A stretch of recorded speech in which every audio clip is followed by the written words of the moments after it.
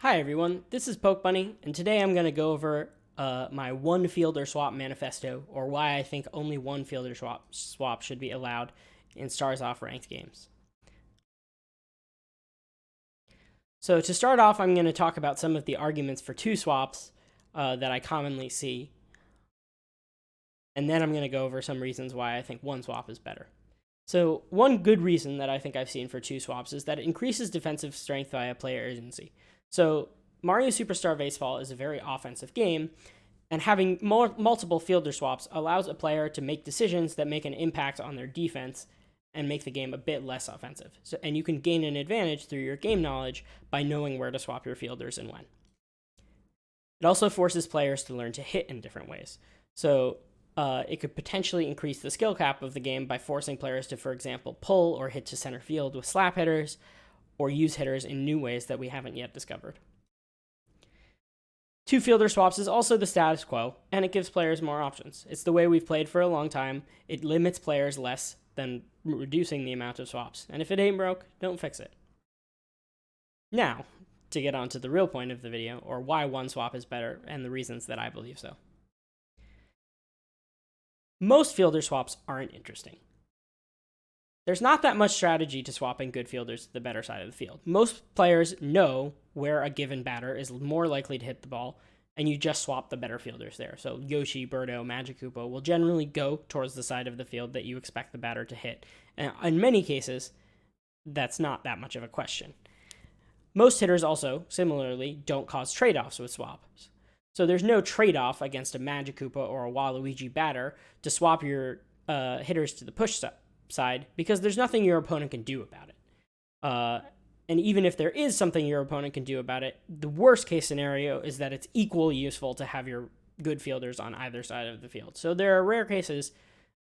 For example, one actual case where there is a trade-off is something like right-handed Red Pianta, where his Falcon Pop will more often go to the push side, but his charge swing will go to the pull side. So there is a bit of a trade-off of countering one or the other depending on the situation.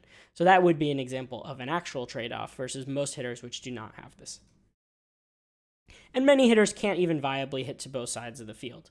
As I'll go over a little more later, due to some hitter characteristics and such as their contact zones and handedness, it's not really possible for many characters to hit to both sides of the field. Everything about swaps is actually made more interesting by only having one. So reducing the number of swaps makes them more interesting. You now have to consider the risk and reward of swapping for the rest of the inning. There's tension added to the decision-making process, knowing it has consequence and risk. And so these are kind of the same thing, where we're really saying, now every time you swap, you have to think, is this where I want my fielders to be for the rest of the inning? While with two swaps, you can swap once and basically have no consequence, because the worst case scenario is you can go back to your previous alignment after a specific batter. So for example, a common thing is you'll have DK and Birdo batting back to back, and it's very easy to have Yoshi in place for both batters when you have two swaps. But now you have to think a little more about which batter is more important to have a counter for, or where do you want to leave your fielders for the rest of the inning? Do you risk leaving your wall jumper in the wrong part of the field to optimally counter one of these batters or not? So there are a lot more decisions to be made that have greater consequence. Also, it's not as simple to counter two swaps as it seems. So a lot of people say that there's counterplay even with two swaps, and that we could do things like alternate right and left-handed hitters. But many hitters are not equally viable right and left-handed. Only I did a brief scan over a recent ranked game, and under half of the characters could reasonably be swapped handedness and remain equally viable. It was about 3 per team.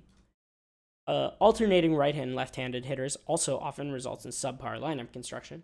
So, it's not simply a matter of, plan to counter the swap. Well, you have other drawbacks from doing that. There's actually greater benefit to building your lineup to counter fielder swap if there's only one swap.